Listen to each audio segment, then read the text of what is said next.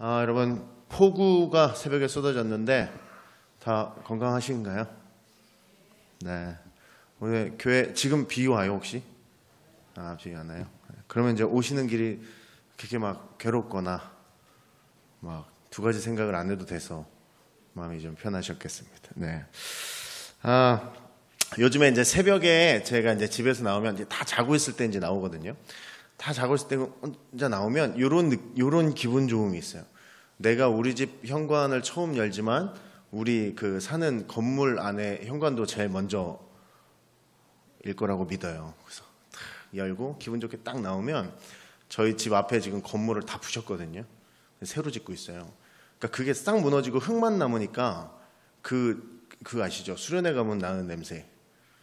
수련장 가면 나는 냄새 있잖아요, 여름에. 그러면 막 그게 흙바닥이니까 막 그게 확 와요. 속으로 이런 생각이 들어요. 비가 오면 비가 왔던 수련회가 떠오르고 비가 안 오면 비가 안 왔던 수련회가 떠오르는 거예요. 왜냐면 지금 그거 할 시기잖아요. 그죠? 작년에 갔어요, 여러분. 작년에. 기억나시죠? 네. 우리 그러면서 이제 수련회 갈 때 나던 냄새들이 막 나니까 마음에 근심이 좀 생기는 거예요.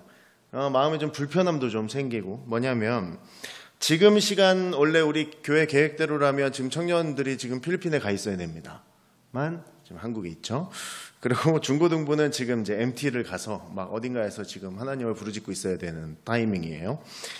그러니까 어딘가에서 하나님의 임재를 경험하고 하나님의 은혜를 고백하고 감사를 고백할 곳이 솔직히 중고청 그 나이 때는 그 수련회 기간 아니면 솔직히 막 그렇게 하기 되게 어렵거든요. 어른들은 시간 내셔서 이 자리 찾아서 열심히 기도하시면 되는데 그 아이들은 솔직히 그게 좀 어려워요. 근데 그런 시간이 2박 3일 또는 4박 5일이 요즘은 4박 5일 불가능하다 그러고 2박 3일이 얼마나 그 자기의 신앙이 뜨거워지는 시간인데 그거 1년에 딱 한 번인데 그거를 지금 넘어가고 있어서 전국에 있는 그 캠프 사역자들 또 청소년 사역자들이 너무 안타까워하는 요즘을 살고 있습니다.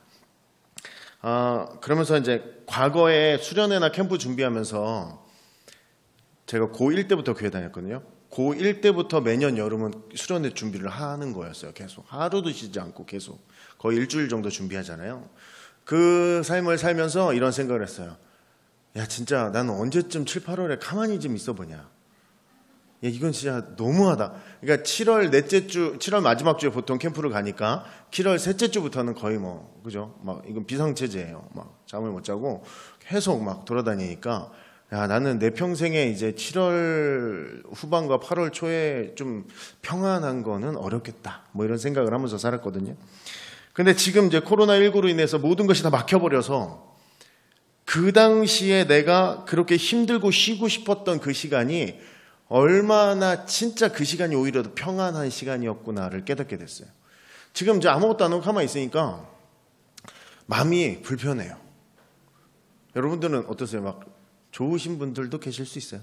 그러나 티는 내지 마시고 그 마음이 안타까워야 돼. 지금 우리는 지금 안타까워야 돼. 그냥 안타까운 시간이에요. 그러면서 이런 생각을 합니다. 사람은 도대체 왜 이렇게까지 평안에 집착을 할까? 편안한 거에 왜 이렇게 집착을 할까? 그러면서 제가 약국에 들렸는데 약국에 이런 문구가 있더라고요. 돈으로 약은 살 수 있으나 건강은 살 수 없으며 돈으로 음식은 살 수 있으나 식욕은 살 수 없다. 식욕이 좋은 것도 축복입니다, 여러분. 괜찮은 거예요. 또 돈으로 쾌락은 살 수 있으나 진정한 행복은 살 수 없고 돈으로 침대는 살 수 있으나 평안한 잠은 살 수 없다. 라고 이렇게 문구가 멋있게 걸려 있는 거예요. 그러면서 인간은 태생적으로 그냥 무조건 평안에 집착하는 존재인 것 같아요.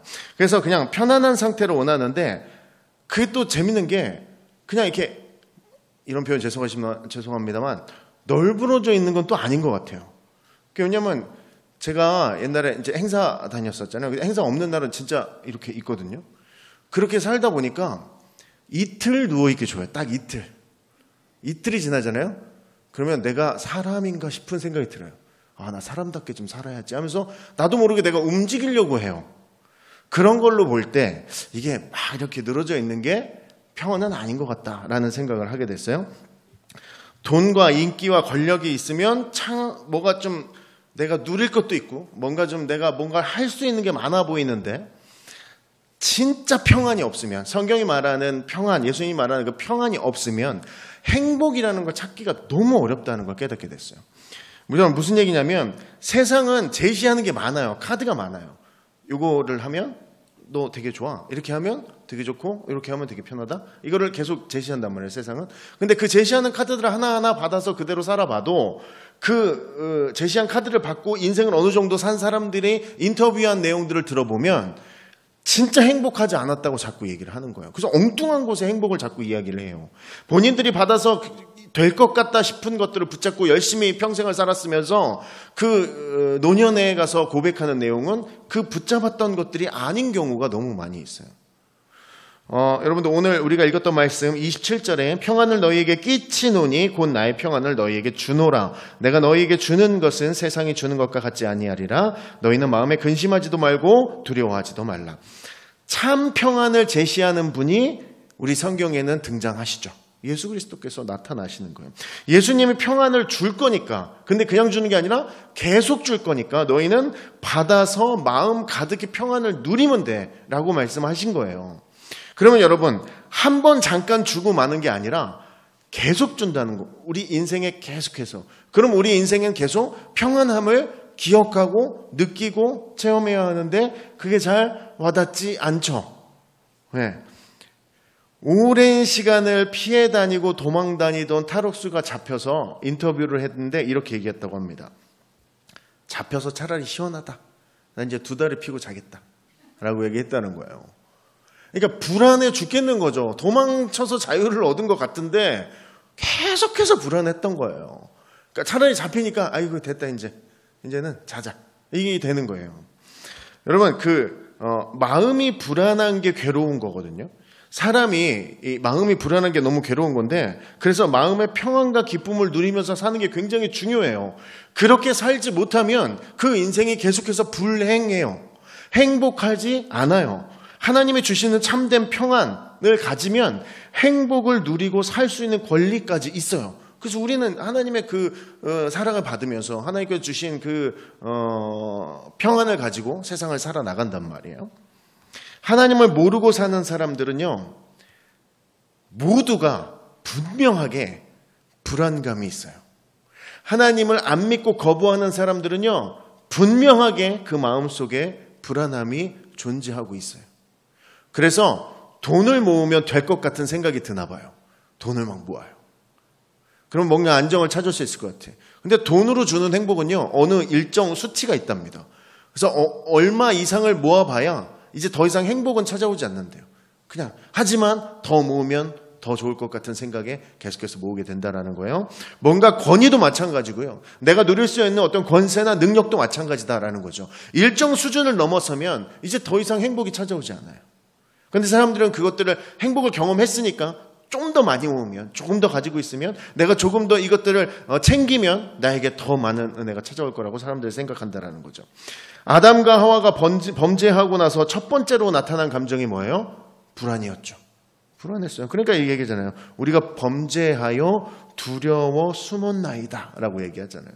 불안했던 거죠. 자기가 잘못한 건 알긴 아는데 이게 뭐라고 지금 당장 말은 안 떨어지고. 그러니까 범죄하자마자 막 이렇게 막 눈이 막 빠지던가 이러면 막 이렇게 어떡하지 이게 될 텐데 아무 일도 안 일어나니까 너무 무서운 거죠. 이거 어떻게 해야 되지? 이런 불안함이 있었다는 거죠. 아이가 엄마 아빠 잃어버리면, 시장에서 엄마 아빠 손잡고 가다가 잃어버리면 그럼 진짜 이제 인간의 불안함이 어떤 건지 알게 되죠. 이게 진짜 부모를 잃은 아이가 불안한 거구나. 하나님을 만난 사람들은 부모를 찾은 아이와 같은 표정으로 세상을 산다 그래요. 부모를 만난 사람처럼 인생을 살아간다 그래요. 여러분, 아이를 키우면서 다 키워보셔서 아시겠지만 아이를 키우면서 아이 입장에서 생각하셔야 돼요. 아이 입장에서는 계속 엄마나 아빠한테 잔소리 듣고 구박하고 혼나게 되고 못하게 하고 하면 안 된다고 얘기를 많이 듣게 되죠.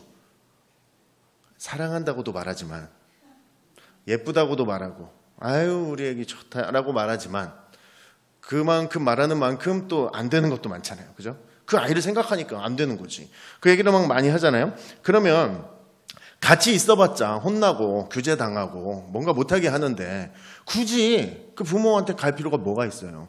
근데도 아이들은 부모에게 다시 가요. 어떤 억울한 상황을 만나거나 자기가 좀 불안한 상황을 만나면 부모한테 헐렁 뛰어가요. 왜 그래요? 안정, 평안을 찾기 위해서 그런 거예요. 여러분, 그래서 신앙이 굳건할수록 평안도 깊어진다라는 표현이 있는데, 성경 인물들이 든든한 믿음의 얘기를 보면 공통점이 하나가 있어요. 뭐냐면 그들이 걱정하는 일이 없고 결국은 평안한 상태를 유지하게 된다라는 거예요. 성경의 인물들은 참 이런 독특한 모습들을 많이 보여줍니다. 다윗은 항상 죽을 위험에 처해 있으면서도 시편을 써요. 그죠? 이게 진짜 이상한 일이에요. 바울도 매를 맞아서 움직이지도 못하고 죽을 상황에 놓였는데 찬양해요. 찬양이 웬 말이야. 그죠? 걱정이나 탈이 없는 상태가 편안한 상태, 평안한 상태래요. 이거는 이제 사전적인 의미예요. 세상이 말하는 걱정과 탈이 없는 상태에서 끝나는 게 아니라 예수님이 만난 평안은, 성경이 말한 평안은 좀 다른데, 관계가 연결이 되어 있는가 되어 있지 않는가입니다. 이걸로 내가 평안을 가질 수 있는가 없는가가 결정이 돼요. 진짜 평안은 하나님과 나와의 관계가 어떠한가에 달려있다라는 거죠. 하나님과 나의 관계가 지속이 잘 되어 있고 가깝고 친밀한 관계면 나는 평안을 누리기 싫어도 누리게 됩니다. 그런데 하나님과 관계가 내가 좋지 않다면 나는 세상 사람들, 세상 하나님을 모르는 사람들처럼 불안함을 느끼게 되겠죠. 하나님과 가까운 관계를 유지하고 있느냐, 그렇지 못하느냐가 여러분의 삶에, 저의 삶에 평안이 있느냐 없느냐의 삶이 된다라는 거죠. 여러분, 평안이라는 것은요, 진짜 참된 평안을 누리는 이유가 무엇인가라고 질문하면 어느 책에서 읽었는데 이렇게 되어 있더라고요. 충분한 자원이 있기 때문에 평안하다라는 거예요. 무슨 말이냐면 충분한 자원이 없으면 내가 불안할 수밖에 없다는 거죠. 어떤 부족한 순간을 만나면 나는 불안하고, 또 어떤 연약한 순간을 만나면 나는 불안하다라는 거죠. 그러나 풍부한 자원, 끊이지 않는 영원한 자원이 있으면 나는 거기서 불안함을 찾지 못한다라는 거예요. 여러분은 세상에 지금 엄청난 불경기라 거대 기업들도 휘청휘청하고 있습니다. 강대국들도 지금 너무 어려워하고 있죠. 인적, 물적 자원이 충분한 나라들도 지금은 많이 어려워하고 있습니다. 그러니까 우리가 사는 세상에 불안을 해결할 만한 완전한 자원을 가진 어떤 부분들이 없다라는 거예요.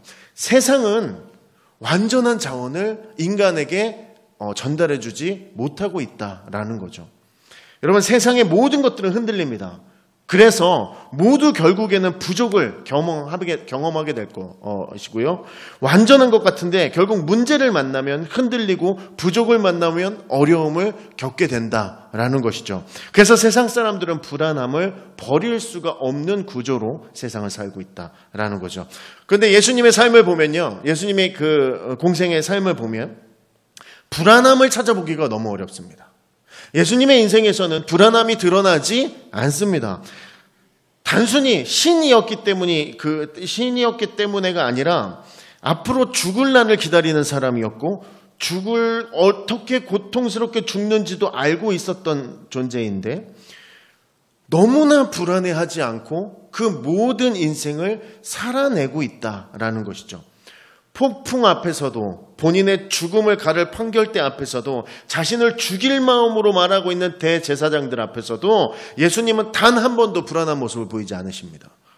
베드로도 그랬죠. 사도행전에서 복음 전하다가 옥에 갇혔는데 얼마나 깊이 잠들었는지 천사가 그의 옆구리를 찔러 흔들어서 깨워야 될 정도로 잠을 자고 있어요. 옥에 갇힌 사람이 그렇게까지 잠을 자는 건 아니잖아요. 그건 예의가 아니잖아요. 기본적으로 죄인이 불안하게 살아야지 푹 자면 안 되잖아요. 그러니까 여러분, 폭풍 속에서도 예수님은 평안하셨죠. 근데 제자들의 반응은 극과 극이었어요. 제자들은 엄청 불안해요. 그죠? 제자들은 막 벌벌 떠, 이거 어떻게 해야 되는 거야? 우왕좌왕하고 있을 때 예수님은 그러지 않죠. 평안하셨죠. 제자들은 지금 눈앞에 닥친 문제를 해결할 자원이 없었습니다.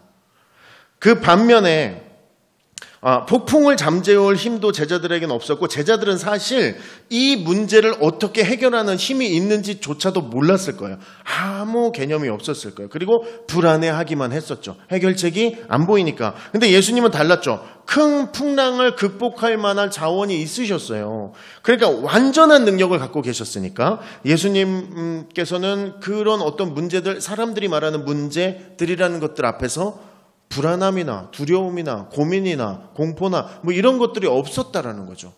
그냥 별일 아니었어요. 그래서 평안하셨습니다. 복음서에서 제자들은 예수님과 항상 같이 있었는데 예수님은 제자들을 위해서 항상 무언가를 준비해 두십니다. 끊임없이 제자들을 위해서 예수님께서는 무언가 일을 하고 계셨고요. 끊임없이 제자들을 위해서 무언가 베풀고 계셨던 분이 예수님이었다라는 거죠. 오늘 우리한테도 마찬가지겠죠. 먼저 앞서 가셨고 우리의 필요를 아시고 그래서 예비하시고 준비해 주실 분이 예수님이라는 것 우리가 알고 있습니다. 심지어 고백도 했죠. 우리 기도하면서 막 눈물 흘리면서 예수님께서 그래 해주실 거라고 믿습니다라고 얘기했는데 마음속에 불안함이 좀 있죠. 그죠? 조금, 많진 않아요. 조금 있어요. 왜냐하면 불확실한 시대를 살아가는 우리에게 미래에 대한 불안이 좀 많이 있습니다. 왜냐하면 체험해보지 못하고 경험해보지 못한 현실들이 이제부터 다가올 거거든요. 옛날에는 어른들 말 틀린 것 하나도 없다는 말이 맞아요. 그렇죠? 큰 탈 없었을 때는. 근데 지금은 인류가 처음 당하는 상황에 놓였기 때문에 이제 미래가 어떻게 될지 몰라요. 그래서 불안해요. 여러분 이럴 때 이 자원이 예수님이 가지고 계신 무한한 자원이 내 것이 되는 한 가지 방법을 사용하시면 돼요. 예수님을 내 구주로 고백하시면 돼요. 이제 예수님께서 말씀하신 대로 내가 살 거다. 내가 예수님이 내 구주로 모시고 내가 예수님이 원하시는 삶을 살아버리라 하는 순간부터 예수님이 가진 모든 영원한 자원을 여러분들은 차용하시게 되고요. 그 자원이 있기 때문에 이제 더 이상 불안이 여러분의 인생에 없어질 것입니다. 그리고 평안이라는 것을 체험하게 되실 거예요. 여러분, 세상에 줄 수 없는 평안을 얻는 크리스찬들은요, 생각하는 게 좀 다릅니다. 세상이 줄 수 없는 평안을 얻는 사람들은 생각과 대화가 좀 다릅니다. 전능하신 하나님의 완전한 자원을 가져다 쓰는 사람들은 사실은 불안해 보이지만 뭔가 믿는 것이 있는 불안함을 표현하는 사람들이다라는 것이죠. 여러분, 하나님은 우리한테 완전한 자원을 주시는데 이 자원을 사랑이란 이유로 그냥 주십니다. 이게 말이 안 되는 거죠. 왜냐하면 완전한 어떤 것을 정말 소중한 무언가를 타인한테 주는 것도 어려운데 심지어 동급이 아닌 피조물에게 준다는 것은 정말 상상할 수 없는 사랑이다라는 거죠. 여러분 그래서 크신 하나님, 사랑의 하나님이라고 우리는 자꾸 고백하는 겁니다. 세상에 어떤 곳인지 규율과 규제가 존재하죠. 그래서 물론 교회도 어느 정도 규제를 가지고 있습니다만 그 규제를 막 억지로 쓰는 교회는 잘 못 만나본 것 같아요. 사랑이란 이름으로 자꾸 덮는 거죠. 사랑이란 이름으로 무언가 잘못했지만 그것들을 책잡고 그것이 잘못됐다고 지적하기보다는 또 한 번 덮어주는 거죠. 또 한 번 덮어주고 여러분 그리고 최선을 다해서 좀 더 그것들을 덮어주려고 애를 씁니다. 왜 그래요? 사랑하니까. 사랑 안 하면 뭐하러 그래요? 너 잘못했어 나가 하면 되는 거잖아요. 근데 교회는 그렇게 안 해요. 뭐 잘못했어도 그냥 넘어갑니다. 덮어주고 대신 그 덮임을 받은 사람이 깨닫죠. 아 내가 잘못했는데 아무도 말 안 해준다. 고맙다. 이게 공동체 아니겠습니까? 그리고 사랑이란 이름과 은혜라는 이름으로 다시 그 사람을 안아주고 세우려고 노력합니다. 이게 완전한 자원을 빌려 쓰는 사람들의 행동이에요. 왜냐하면 나는 완전한 자원을 쓰고 있기 때문에 저 사람도 완전한 자원을 쓰고 있기 때문에 내가 굳이 저 사람의 잘못을 책잡을 필요가 없다는 거죠. 예수님이 전지전능하시고 동시에 우리를 다 품어주시고 다 안아주십니다. 완전한 사랑의 하나님이시고 그 크신 능력과 힘을 우리를 위해서 사용하고 계신다라는 것이죠. 그러면 여러분 힘으로 누르고 권력으로 밀어붙여도 되는데 왜 그렇게 안 하시냐면 물론 사랑 때문이시기도 하지만 사람에게 불안감이라는 것이 있어요. 왜냐하면 죄 때문에 불안감이라는 것이 있어요. 하나님을 떠난 사람들은 마음 한구석이 불편해요. 아니면 교회에서 또한 예수님이 하지 말라는 어떤 행위를 했을 때 인간들은 그냥 불안함이 있어요. 왜냐하면 그 죄 때문에 그래요. 죄와 관련된 모든 행위들은 우리의 마음을 불안하게 만들어요. 완전한 하나님의 자원과 지원이 끊기면 불안함이 시작되는 거죠. 부족을 겪으니까, 연약함을 겪으니까 내가 불안하기 시작한 거예요. 하나님은 이 완전한 사랑과 능력으로 우리랑 반드시 함께 계신다고 이야기하셨습니다. 게다가 오늘 말씀 보면 그 평안을 우리한테 주신다 그랬어요. 빌려주는 게 아니라 준다고. 한 번 주는 게 아니라 계속해서 준다라고 이야기하셨습니다. 여러분, 사람은 충분한 자원을 가지면 평안이라는 것을 얻게 됩니다. 세상의 어떤 것으로도 평안을 얻을 수 없게 되고요. 세상은 완전한 자원이 되어주지 못합니다. 여러분들이 세상을 살아보셔서 아시겠지만 세상에 믿을 만한 사람 사실 있죠. 있긴 있어요. 없진 않아요. 있긴 있는데 나 한번 믿어봐 하는 사람 믿으면 안 되는 거죠. 그렇죠? 믿을 만한 사람은 믿을 만한 행동을 하잖아요.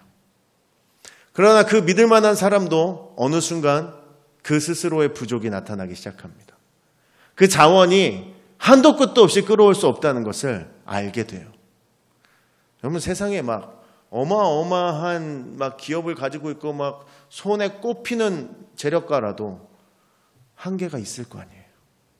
그 가진 돈 많지만 어마어마하지만 그거 없어지면 이제 없잖아요. 사람에게는 또 세상에는 반드시 부족이 있습니다. 그래서 사랑의 예수님을 믿고 하나님 안에 살면 그 모든 자원을 누리게 되는데 그래서 평안이라는 것을 누릴 수 있게 됩니다. 여러분, 하나님이 이 평안을 계속 받고 하나님 안에서 강건하라고 이야기하십니다. 오늘 우리의 사랑으로 영원한 자원을 주시는 그 하나님이 있기 때문에 우리의 어려운 상황들을 극복해낼 수 있는 거죠.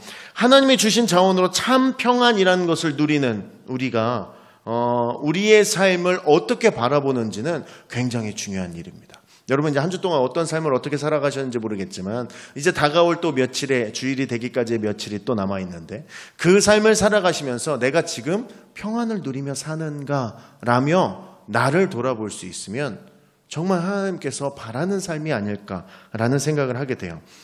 그래서 교회에서 말하는 나의 부족함과 나의 연약함이 은혜다라는 고백을 할 수 있는 겁니다. 평안으로 가는 길은 나의 부족과 연약함을 그대로 바라보고 그것이 은혜임을 고백하면서 완전한 자원이신 하나님께로 돌아서는 것, 이것이 신앙하는 모습이 아닌가라는 생각을 하게 됩니다. 여러분, 부족한 어떤 것들에 기대는 삶이 아니라 정말 완전한 자원으로 우리를 바라보시고 그것들을 거저 주시겠다고 약속하신 그 하나님께 더욱더 매달리는 우리의 삶이 되기를 소원합니다.